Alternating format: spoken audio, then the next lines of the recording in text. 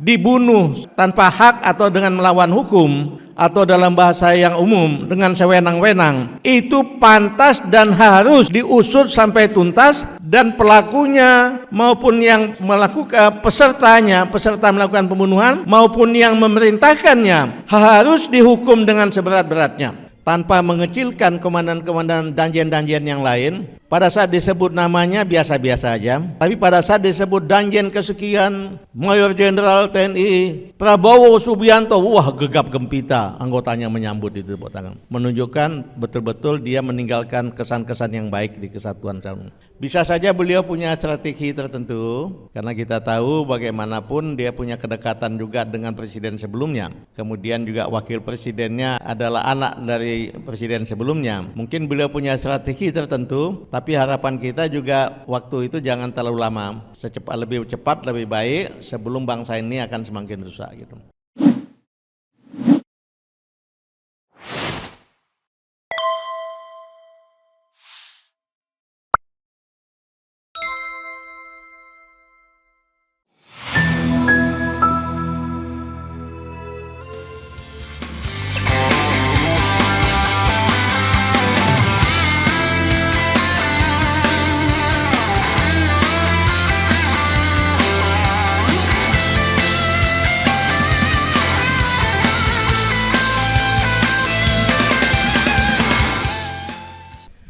Assalamualaikum warahmatullahi wabarakatuh. Selamat malam dan salam sejahtera untuk kita semua. Saya mohon maaf karena tadi ada diskusi lain. Diskusinya cukup penting juga tentang kembali ke Undang-Undang Dasar 45. Bagus. Diskusi agak panjang karena semua diberikan kesempatan untuk ngomong. Tapi pada dasarnya memang semua sepakat bahwa sedikit atau katakanlah banyak kericuan demokrasi yang terjadi, salah satu faktornya adalah karena undang-undang dasarnya sudah roh maupun jiwanya sudah tidak sama lagi dengan Undang-Undang Dasar 45 yang asli. Ya boleh saja lah pasal-pasalnya mungkin ada yang diadakan perubahan, tapi roh dan jiwanya itu tetap roh dan jiwa Pancasila. Kalau yang sekarang kan sudah sangat banyak jauh dari roh Pancasila. Saya senang sekali pada malam ini meskipun terlambat bisa bergabung di tempat ini. Kalau saya lihat judulnya tentu aja tentang 6 laskar Front Pembela Islam. Saya bisa katakan bahwa saya Jenderal Purnawirawan Fakhrul Razi, mantan Menteri Agama Republik Indonesia. Pada saat saya Menteri Agama pun saya belum pernah kumpul-kumpul dengan anak teman-teman FPI, belum pernah mendengar ceramah di tempat mereka, dan belum pernah juga memberikan ceramah di Front Pembela Islam. Tetapi kalau berbicara tentang 6 laskar yang diduga kuat dibunuh secara tidak tanpa hak atau dengan melawan hukum, atau dalam bahasa yang umum dengan sewenang-wenang, itu pantas dan harus diusut sampai tuntas, dan pelakunya maupun yang melakukan peserta melakukan pembunuhan maupun yang memerintahkannya harus dihukum dengan seberat-beratnya. Tidak boleh didiamkan. Kita negara hukum. Jadi kalau kita atau saya menuntut supaya mereka dituntut dan dihukum dengan seberat-beratnya, bukan karena 6 laskar ini agamanya Islam sama dengan saya, bukan. Seandainya agamanya pun berbeda, kita negara hukum, tidak boleh ada sewenang-wenang melakukan tindak kriminal seperti itu, apalagi namanya membunuh yang diduga dengan sewenang-wenang. Mungkin saja setelah diusut-usut ketemu bahwa ada tokoh-tokoh penting di atas yang terlibat dan akan menimbulkan katakanlah kegaduhan. Ingat betul ada gium hukum, salah satunya berbunyi bahwa keadilan harus ditegakkan meski langit akan runtuh. Jadi begitu hebatnya itu ada gium itu. Jadi kalau keadilan itu ya bukan, apalagi kalau di mata Tuhan ya, di mata agama, agama apapun pasti menegaskan masalah keadilan gitu. Kita senang bahwa pada saat ini presidennya Pak Prabowo. Mohon maaf kalau saya katakan sangat berbeda dengan sebelumnya lah gitu ya. Ya. Beliau ini sangat peduli dengan kepentingan rakyat. Beliau sudah menyatakan berkali-kali beliau ingin rakyat Indonesia semuanya hidup dengan sejahtera. Tidak ada yang miskin, tidak ada yang mengalami perlakuan sewenang-wenang. Nah, kesempatan ini kita sampaikan ke Bapak Prabowo, Pak, tolong betul-betul diusut secara tuntas, Pak, dan dijatuhkan hukuman dengan seberat-beratnya. Kembali saya garis bawahi, keadilan harus ditegakkan meskipun langit akan runtuh. Assalamualaikum warahmatullahi wabarakatuh. Terima kasih. Jadi ini menarik ya, karena kita membutuhkan sebuah pendapat yang legitimate ya kan terhadap pemerintahan Presiden Prabowo, yang kita pahami bahwa Pak Jenderal Fahru Rozi itu seniornya Pak Prabowo Subianto. Pak Jenderal Fahru Rozi ini kelahiran 26 Juli 1947. Betul nggak Pak? Betul. Tepuk tangan dong buat saya. Kenapa saya hafal? Karena saya baru aja lihat Google. Dan Prabowo Subianto kelahiran 17 Oktober 1951. Ya. Jadi perbedaan usianya kira-kira 4 tahun. Ya. Yang lebih senior Pak Sutioso, sekarang 80 tahun beliau. Ya. Ini menarik Pak ya. Orang di awal kegiatan kita mempertanyakan 3 soal besar. 1, adakah harapan pengungkapan KM50 di masa pemerintahan Presiden Prabowo ini? This is the first question. Yang kedua adalah, adakah pengaruh hubungan antara Prabowo Subianto sebagai presiden dengan Habib Rizik Syihab sebagai pemimpin atau imam besar dari Front Pembela Islam dulunya dan sekarang Front Persaudaraan Islam serta kelompok lainnya, GNPF Ulama, dan ada juga kelompok Persaudaraan Alumni 212. Yang ketiga, Bapak langsung jawab, adakah pengaruhnya hubungan antara Prabowo dengan Mulyono, Jokowi maksudnya. Itu bisa berpengaruh juga terhadap KM50 dengan asumsi bahwa pemerintah yang dulu terlibat baik either crime by commission melakukan or crime by omission, yaitu pembiaran.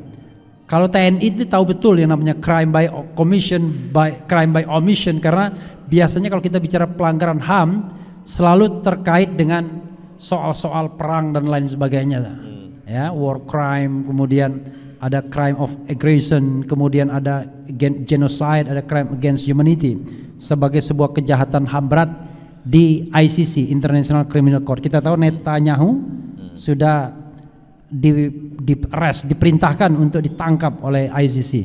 Silakan Pak Jenderal. Terima kasih. Saya memang master di bidang hukum dan sarjana hukum. Tapi karena saya bukan aktivis hukum, ya kadang-kadang banyak lupa-lupa juga. Tapi saya bisa garis bawahi bahwa pembiaran yang dilakukan oleh seseorang yang mestinya dia mampu mencegah itu sama dengan ikut melakukan perbuatan pelanggar hukum itu. Ya. Jadi kalau itu betul terjadi, ya siapa yang melakukan pembiaran itu, padahal dia mempunyai kemampuan untuk mencegahnya, maka dia pantas dihukum dengan seberat-beratnya juga. Kembali. Kemudian apakah bisa kita menaruh harapan kepada Bapak Prabowo untuk membenahi bangsa ini ke depan? Saya bilang sangat bisa. Karena yang lalu pernah saya sampaikan bagaimana kekhasan Pak Prabowo ini. Dia bangga sekali dalam masuk suatu kesatuan, dia membenahi kesatuan itu dengan sebaik-baiknya. Saya contohkan, pernah yang lalu saya sampaikan, Misalnya pada saat Danjen Kopassus, misalnya betul-betul satuan ini dilantik dan dilengkapinya dengan sangat baik, gitu, tanpa mengecilkan komandan-komandan sebelumnya. Ya kalau Danjen Kopassus kan pasti orang pilihan ya, tapi jadi tanpa mengecilkan beliau-beliau itu, saya bisa katakan bahwa setiap ulang tahun Kopassus kan selalu disebut setiap ulang tahun kesatuan manapun ya, siapa komandan pertama, komandan kedua, komandan dan sebagainya, tanpa mengecilkan komandan-komandan danjen-danjen yang lain. Pada saat disebut namanya biasa-biasa aja, tapi pada saat disebut danjen kesekian, Mayor Jenderal TNI Prabowo Subianto, wah gegap gempita anggotanya menyambut itu, tepuk tangan, menunjukkan betul-betul dia meninggalkan kesan-kesan yang baik di kesatuan. Bukan hanya di Kopassus saja, pada saat dia Komandan Batalion Lintas Udara 328, kebetulan saya atasan langsungnya juga begitu, dia bina dengan bagus, dia melengkapi dengan sangat baik. Sampai sekarang pun kalau ulang tahun kesatuan Batalion 328 Lintas Udara Brigif Pelindung 17 disebut nama dia pun gegap gempita, mereka menepuk tangan untuk Pak Prabowo. Padahal beliau bukan siapa-siapa lagi, dan mohon maaf pada saat gegap gempita itu beliau malah sudah berada, katakanlah dalam tanda petik ke luar Indonesia gitu ya, bukan di Indonesia lagi, tapi tetap gegap gempita anak buahnya atau mantan anggotanya menyambut beliau. Nah kemudian pertanyaan lainnya tentang apa yang bisa kita harapkan dari beliau ya, saya kira memang ya harus kita sampaikan ke beliau situasi seperti ini, tentang ada kesewenang-wenangan terhadap yang diduga kuat terjadi kesewenang-wenangan terhadap 6 laskar FPI, dan saya yakin beliau yang memang bertekad kuat untuk membangun bangsa ini dengan baik, membuat semua rakyat merasa sejahtera dan hidup bahagia di Indonesia, pasti menurut saya 100% beliau akan mengambil langkah-langkah untuk membenahi ini. Kita tinggal menyampaikan aja data-datanya, dan beliau saya kira sudah sangat paham, dan insya Allah saya yakin beliau akan menugaskan aparat terkait untuk melakukan langkah-langkah pengusutan dan tentu saja penindakan tanpa memandang bulu siapapun yang terlibat di dalamnya. Amin ya rabbal alamin. Oke, saya harus menyampaikan pertanyaan kritis kalau begitu. Apa yang ternyata Pak Jenderal ini satu generasi dengan Pak Luhut Binsar Panjaitan ya? Betul. Jadi Pak Luhut itu lahir 28 September 1947, lebih tua Pak Jenderal berapa bulan? Ya mungkin lebih kemudian tua saya sudah sama Pak Wiranto lebih senior lagi. Lebih senior ya? Pak Wiranto lebih senior. Tapi 47 juga dia, 47 awal ya? Iya, kalau beliau kan masih AMN ya. Oke. AMN 3 tahun, kami Akabri udah 4 tahun. Oke.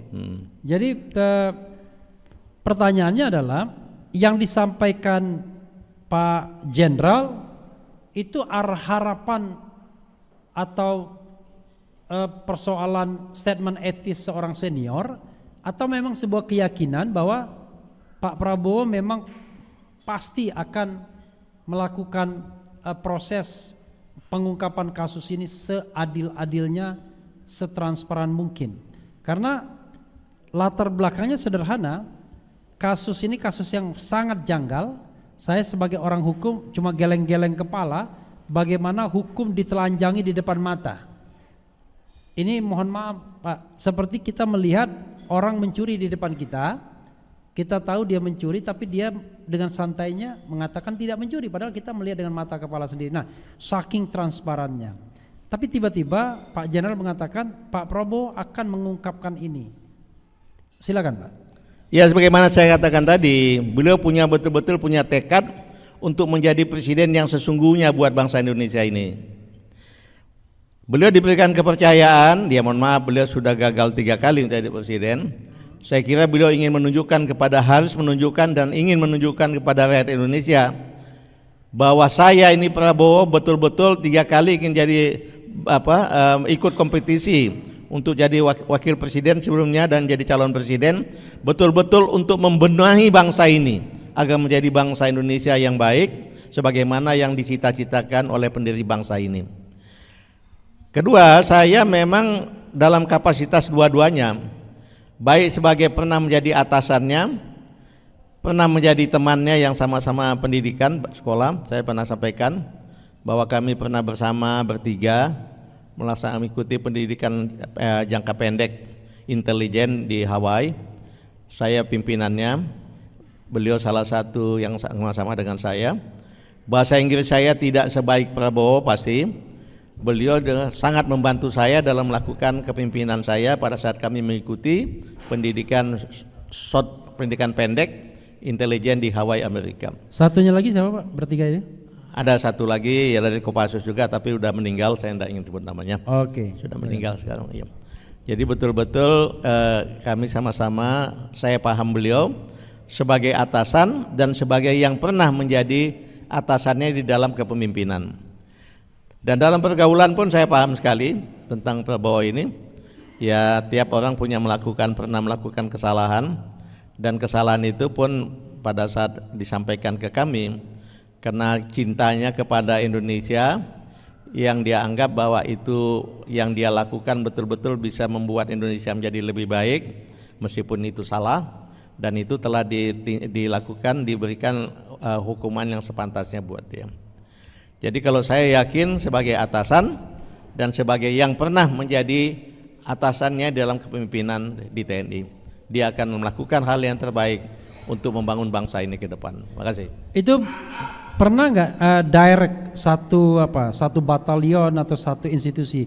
Kalau sama Pak Luhut kan memang dia Kopassus, Pak Luhut ketuanya, dia wakilnya dalam divisi apa gitulah, Gultor atau apa nggak ngerti, saya lupa saya. Iya. Nah kalau Pak Jenderal, pada saat beliau Komandan Batalion 328, di atasnya adalah brigade.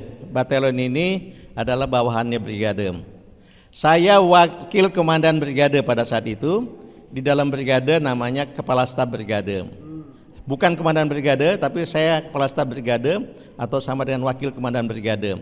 Jadi saya atasan langsung dari Batalion 328, yang komandan batalionnya adalah Pak Prabowo Subianto. Waktu itu pangkat Pak Jenderal apa? Waktu itu saya Letnan Kolonel senior dan beliau juga Letnan Kolonel. Oke, beliau juga Letnan Kolonel ya? Iya. Sorry maaf, Pak Jenderal jadi wakil Panglima TNI itu tahun berapa sampai tahun berapa? Tahun apa ya? Atau Jenderal tahun berapa? Biasanya lebih ingat Jenderalnya. Iya. Setelah reformasi Pak ya? 99 ya. 99. Jadi setelah reformasi ada jabatan baru wakil Panglima TNI. Iya. Beliau sebelumnya udah ada wakil Panglima ya? TNI Pak Widodo. Oke. Iya. Wakil Panglima TNI Pak Widodo sebelumnya. Itu Widodo. Oke. Soalnya ini jabatan kadang ada kadang enggak. Iya. Iya. Kemudian ya dengan pertimbangan tertentu hilang. Tapi kemudian waktu saya Menteri Agama, Pak Jokowi sempat mengumumkan mengadakan lagi jabatan itu. Saya tahu sekali karena pada saat mengumumkannya itu saya ada di situ. Oke. Ya. Dan itu buat Pak Andika katanya waktu itu. Nggak tahu, tapi kemudian ya mungkin politik berkata lain mungkin ya. Oke. Nggak jadi diisi. Iya, soalnya memang menampung menjadi bintang 4 ini kadang-kadang slotnya kan sedikit. Iya. Kalau di Polri sebenarnya cuma satu aja slot bintang 4, tapi tiba-tiba ada kabin bintang 4 ya. Iya. Pak Fahrul Razi, apapun yang Bapak komentarkan ya, agak berbeda dengan apa yang terjadi atau yang menjadi diskusi kita sepanjang hari. Tidak banyak orang yang merasa optimis terhadap Pak Prabowo mampu atau mau punya political will untuk mengangkat kasus ini kembali. Tetapi nanti kita akan buktikan ya. Yang jelas sampai saat ini memang belum ada statement apapun dari Pak Prabowo, dari Istana, dari Gerindra soal kasus KM50 ini, kecuali statement dari Habib Rizik sendiri yang selalu mengulang-ulang, pokoknya mengejar sampai kapanpun siapapun yang terlibat dalam KM50, baik pelakunya, yang menyuruh lakukan dan lain-lainnya. Mudah-mudahan ya, mudah-mudahan dengan kegiatan ini saya senang ya, Pak Fahrul Razi, Pak Jenderal punya perspektif yang agak berbeda. Optimis. Apalagi Habib Rizik Syihab itu kan pernah menjadi teman dekatnya Pak Prabowo ya. Teman sangat dekat ya, malah pada saat sama-sama beliau berjuang untuk pada saat Pak Prabowo berjuang untuk jadi calon presiden. Nah, jadi Pak Habib Rizik membackupnya dengan penuh hati, mengerahkan anak buahnya untuk mendukung Pak Prabowo waktu itu. Dan saya kira Pak Prabowo tidak akan lupa itu. Ya, jadi sobat era sekalian, memang dari Mekah ya, Al-Mukarramah, pada waktu itu memang ada perintah Habib Rizik untuk mendukung Pak Prabowo di Pilpres 2019. Karena itu mati-matian. Dan ini Pak, sebagian besar mereka yang datang di sini adalah orang yang juga mendukung Pak Prabowo baik 2014 maupun 2019.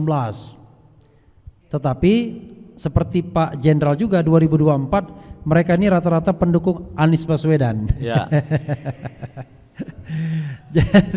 jadi why kita tidak akan jawab lebih lanjut, ya kan?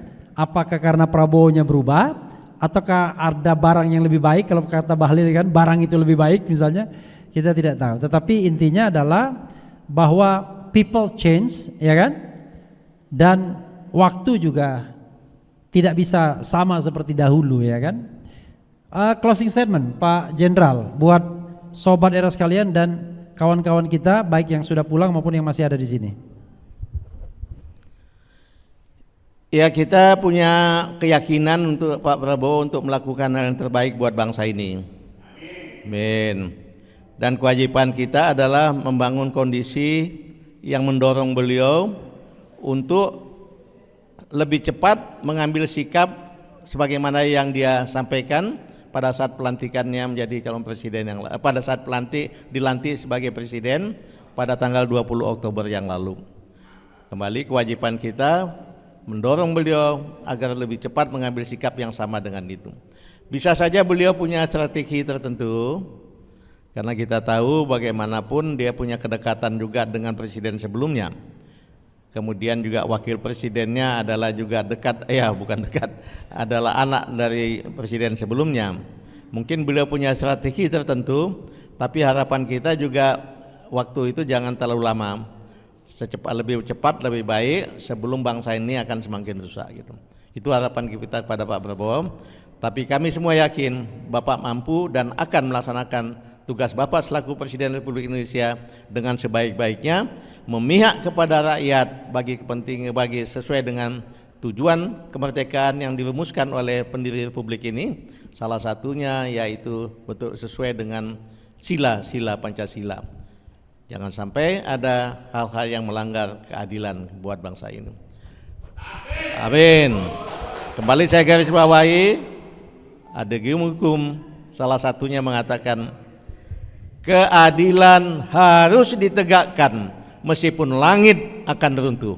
Assalamualaikum warahmatullahi wabarakatuh. Waalaikumsalam. Pak Jenderal, dasar saya minta nambah lagi. Di sini ada teman-teman ya. Kan sayang kalau tidak digunakan kesempatan ini eksklusif untuk bertanya. Ada nggak yang mau bertanya? Bertanya, menggugat. Oke, Pak Agus Yunanto, silakan ke depan. Pakai mic saya, nggak apa-apa. Mic saya. Makasih Bang Refli, Pak Jenderal. Satu aja bukan pertanyaan, tapi memohon bantuan Pak Jenderal. Karena Pak Jenderal saya yakin punya akses.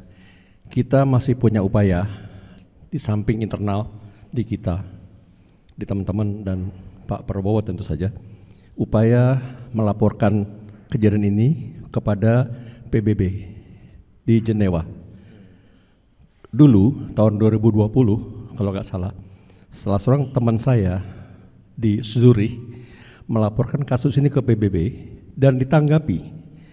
Cuma ketika surat balasan itu dikirimkan ke Indonesia, it never came up to now. Jadi mohon bantuan Jenderal, bagaimana caranya upaya kita membuat surat resmi itu efektif Jenderal kepada PBB. Seperti halnya ICC memutuskan untuk Netanyahu, seperti itu, similar seperti itu, tapi ini bukan ICC, but you know, Gitu barangkali. UN. Makasih Pak Jenderal. Bang Refli terima kasih. Agus Yunanto, Pak Jenderal, beliau ini adalah salah satu tim Anies juga, divisi luar negeri, entah apa gitu pokoknya. Macam itulah. Oke, terima kasih Pak Agus Yunanto. Silakan Pak DHL. Nah, kan kalau dipancingin kan mau semua itu. Assalamualaikum warahmatullahi wabarakatuh. Assalamualaikum. Selamat malam Jenderal. Saya salut kepada Jenderal yang masih mau tetap bersuara untuk kita sampai-sampai ikut moto dari Adegium Hukum, Fiat Justitia, Ruat Kulum. Tegakkan keadilan walaupun langit runtuh, walaupun kita mati, kan gitu. Amar ma'ruf nahi mungkar. Nah, permasalahan ini sedang berjalan. Imam kami atau umat lintas sara menginginkan agar Prabowo mendorong yang istilah tadi siang tinggal memerintahkan Jaksa Agung atau Kapolri mengusut kembali, sehingga kita juga punya waktu, artinya bukan mendikte, tapi itu memang hak warga negara Indonesia, setiap masyarakat yang menginginkan keadilan itu ditegakkan, bahwa permintaan umumnya bangsa ini adalah perintahkan untuk mengungkit ini kembali. Nah, pertanyaan saya adalah apabila tidak batas waktu tertentu, ada yang minta 100 hari, ada yang minta 200 hari, ada yang 1 tahun, entah berapa batasnya nanti, alhasil kita bertolak belakang kembali karena ternyata nggak mau. Apakah kami ini semua akan ditangkap lagi seperti zaman-zaman Jokowi itu? Nah, apa pandangan Jenderal? Apakah berulah karena pengaruh Jokowi ataupun memang etos dari beliau sendiri? Kira-kira apa pendapat Jenderal? Itu yang kami tanyakan. Intinya adalah ya bagaimana kalau Prabowo tidak melakukan proses pengungkapan kasus ini sampai batas waktu yang kita pikirkan rasional. Sudah 4 tahun misalnya, enggak juga. Ibu-ibu, mumpung ada Pak Jenderal, Bu Yulia silakan, Dr. Julia. Jadi ibu-ibu bayangkan Pak Jenderal 40 tahun yang lalu ya, gagahnya minta ampun nih. Terutama alisnya itu yang paling terkenal ya. Oke, silakan Dr. Julia. Assalamualaikum warahmatullahi wabarakatuh. Pak Jenderal Farul Rozi yang saya hormati, yang kami hormati semua. Tadi sudah dikatakan oleh Bapak bagaimana sebetulnya Pak Prabowo secara pribadi sebetulnya bisa kita harapkan banyak. Tapi seperti yang dikatakan oleh Pak Refli Harun juga, beliau dalam keadaan dilematis. Sekarang sebagai rakyat saya berhak untuk bicara dengan menggunakan nama ya Pak ya. Bahwa tadi dikatakan semua orang tahu bahwa Habib Rizik mengatakan kabinet ini sorry tadi bukan kata saya. Ada anyirnya katanya gitu ya. Sorry, anyir, bau anyir. Dan dengan memohon maaf kepada yang mungkin terkait karena dikatakan Pak Habib Rizik itu mengatakan bahwa dalam apa yang dari Pak Riza Fadilah kata-kata mengungkap kondisi yang beliau tahu bahwa dalam hal ini Pak Dudung, Jenderal Dudung, saya nyebut nama mohon maaf, Jenderal Dudung, Jenderal BG, ya kan, bahwa BIN dan Pangdam pada saat itu menjadi salah satu yang terlibat menurut, dan bukan saja menurut Habib Rizik, saya juga percaya itu ya Pak ya, walaupun saya tahu bahwa saya bukan kenal, saya tahu Pak BG ya, kalau suami saya maksudnya pasien, pokoknya suami saya tahu, kita nggak kenal dekat akrab tapi kami tahu, jadi kami juga nggak ada niat jelek, cuman itu fakta, kita ngomongin fakta nih Pak, kita secara realistis kita tahu bahwa bagaimana tidak mudahnya posisi Pak Prabowo yang walaupun niatnya baik, dan saya yakin bahwa Jenderal Dudung dan Jenderal BG itu adalah titipan Pak Jokowi, Presiden kita, yang dikatakan oleh Pak Habib Rizik, Habib Rizik.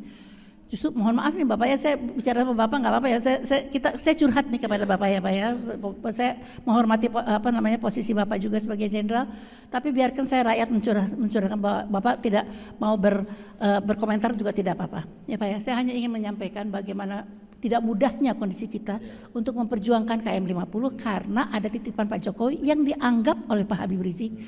Pak Jokowi adalah otaknya, dia kata bilang. Karena tapi saya pernah dengar memang hajar saja, kejar saja, kalau perlu ada aturan didor-dor aja. Jadi kita terkaget-kaget kok presiden ngomong begitu gitu ya Pak ya. Jadi kalau misalnya Habib Rizik mengatakan bahwa ini nggak mungkin nggak diketahui oleh presiden, dan presiden mungkin pada saat mengadakan jumpa pers juga mengatakan bahwa enggak kok polisi udah benar. Padahal udah jelas-jelas itu ada pelanggaran HAM berat. Saya kebetulan dokter ya Pak ya. Bahwa itu udah jelas pelanggaran HAM berat gitu. Apalagi maksudnya awam aja tahu semuanya. Nah, jadi ada beberapa hal yang memang Pak Presiden di sini berperan penting. Dan tadi dikatakan oleh Pak Jenderal Sunarko, kalau misalnya tinggal aja Pak Prabowo bilang buka atau selesaikan, itu akan bisa selesai dengan mudah. Nah, tetapi misalnya contohnya Malaysia ya Pak ya. Malaysia tuh Mahathir tuh berani, PM Mahathir, karena beliau ini utangnya bukan kesalahan negara, kita tangkap lalu kita nggak mau bayar hutang. Itu memang presidennya langsung ya.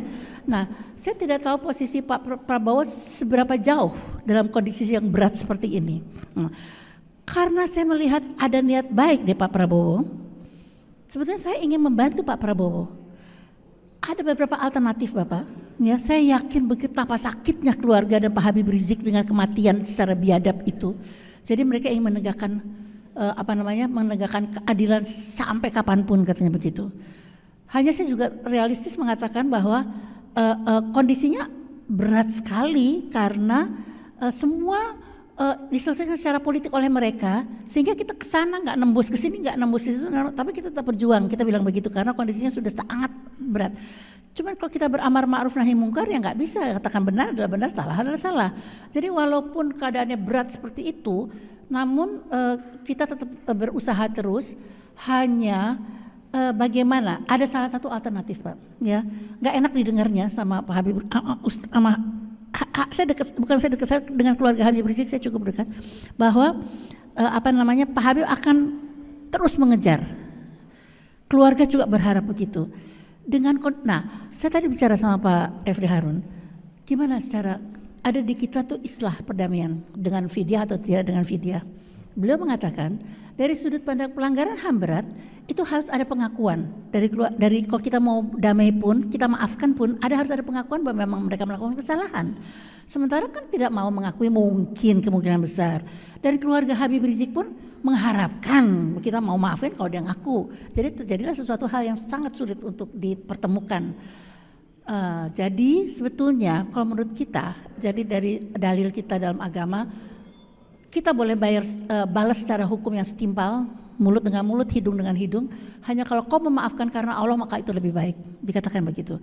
Dengan dalil itu, walaupun mungkin orang akan marah, Habib akan marah, siapapun yang keluarga korbannya akan pasti masuk surga, itu juga akan marah keluarganya karena beliaunya sih korbannya sudah masuk surga. Tapi saya ingin tetap menyampaikan bahwa itu salah satu alternatif. Lalu tadi Pak Khojin mengatakan bahwa kalau misalnya sekarang yang bunuh itu tidak ada dananya, pemerintah yang mengambil alih. Nah, jadi itu salah satu alternatif Bapak. Ya, bahwa jadi pembayaran fidyahnya itu dengan pengambil alihan kewajiban. Hanya sekarang yang beliau mengatakan kalau mereka nggak mau, sementara tuntutan harus mengakui ada pelanggaran HAM berat, sementara ini nggak mau mengakui HAM berat, saya lemparkan ke Bapak bagaimana solusi yang sebaik-baiknya gitu Bapak. Terima kasih. Wassalamualaikum. Oke. Ya, tepuk tangan buat Dr. Julia.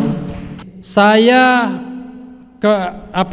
agak ringkas sedikit Pak, karena saya khawatir Pak Jenderal tidak mencatat secara baik pertanyaannya. Jadi pertanyaan yang pertama itu adalah ada upaya ke PBB. Bagaimana pendapat Pak Jenderal? Bahkan Pak Jenderal diminta suruh membantu. Ya. Kemudian yang kedua, bagaimana kalau tidak ada tindakan untuk mengungkapkan dari Pak Prabowo dalam waktu yang rasional? Mungkin 3 tahun ke depan, 2 tahun ke depan. Ternyata tak ada tanda-tanda itu, kata orang Malaysia kan. Kemudian yang ketiga adalah bagaimana ada pesimisme, ini kabinet kata Habib Rizik masih bau anyir.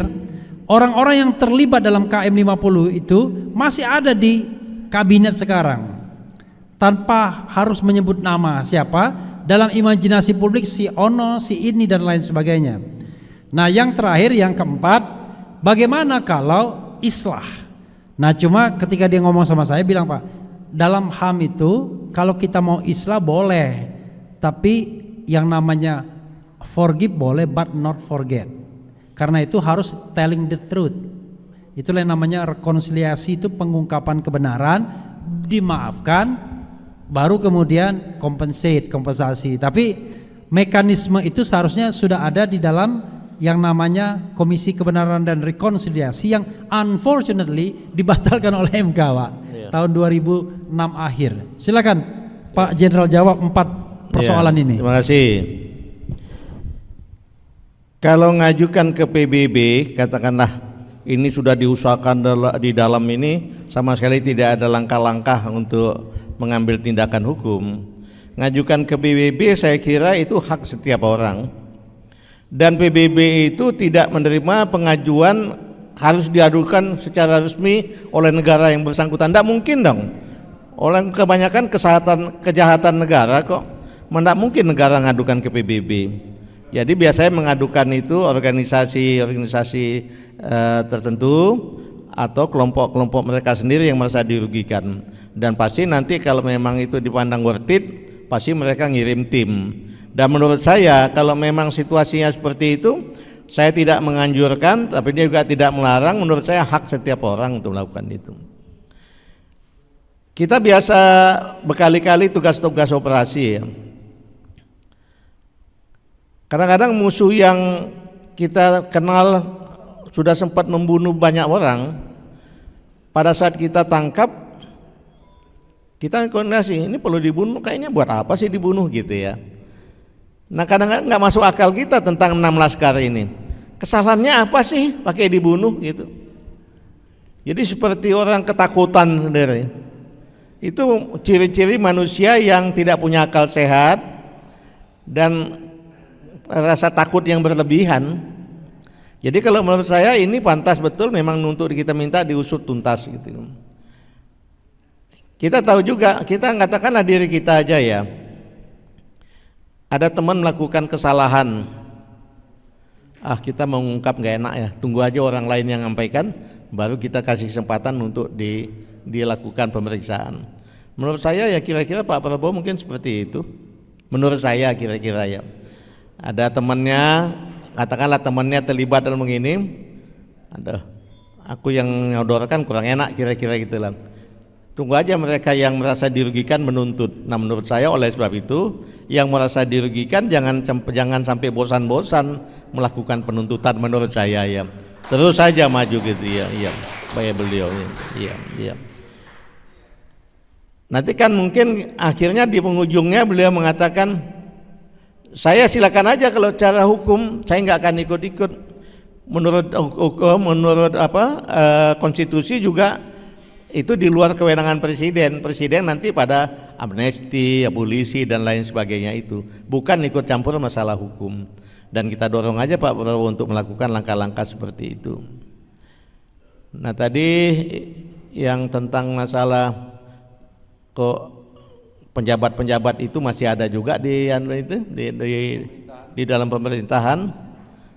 Ya, kita kembali, beliau katakanlah kita duga gitu ya, punya hutang budi dengan kelompok tertentu mungkin sebelumnya atau dengan penjabat sebelumnya, mungkin sampai dalam batas-batas tertentu dia kasih toleransi, mungkin bisa saja seperti itu. Kita kan nggak tahu apa yang ada dalam hati beliau, tapi memang kita minta Pak toleransi jangan lama-lama Pak, segera aja diambil langkah-langkah yang tegas karena Bapak Presiden begitu ya. Kita semua ada yang pemilih beliau, ada yang bukan pemilih. Tapi kalau beliau sudah jadi presiden, pasti kami semua akan mendukung Bapak. Oleh sebab itu Bapak jangan ragu untuk melakukan langkah-langkah terdekat itu. Itu yang kita dorong kepada beliau ya. Itu yang bolak-balik kita diskusikan di sini. Apa langkah yang perlu kita lakukan di luar ini adalah mendorong Bapak Prabowo untuk segera mengambil langkah-langkah yang signifikan tanpa nunggu waktu lama, merealisasi isi pidato beliau yang beliau sampaikan pada saat pelantikan yang lalu tanggal 20 Oktober 2024. Begitu ya, Pak. Oke ya. Jadi Pak Jenderal masih yakin ya? Yakin. Sama yakin. Jadi saya cuma untuk terakhir saya membacakan satu saja komentar dari sobat era sekalian di sini. Dia nulis begini, kutanya malam, dapatkah kau lihatnya perbedaan yang tak terungkapkan, tapi mengapa kau tak berubah, ada apa? Ada apa? Jadi itu saja Pak komentarnya. Baik, makasih. Makasih. Makasih. Ya, saudara sekalian, lagu dari Peter Pan itu ya, apa judulnya ya? Ada apa denganmu? Itu menggambarkan pertanyaan masyarakat yang punya ekspektasi tinggi terhadap pemerintahan sekarang. Ya. Kok ternyata nggak berubah? Ono opo denganmu? Ada owo katanya. Tetapi Pak Jenderal yakin ini hanyalah siasah, ya kan? Untuk kemudian nanti pada waktu tertentu yang rasional semua akan diungkapkan sebaik-baiknya dan seadilnya. Hopefully, Betul. insya Allah Makasih. ya. Amin ya rabbal alamin. Amin ya rabbal alamin. Wassalamualaikum warahmatullahi wabarakatuh.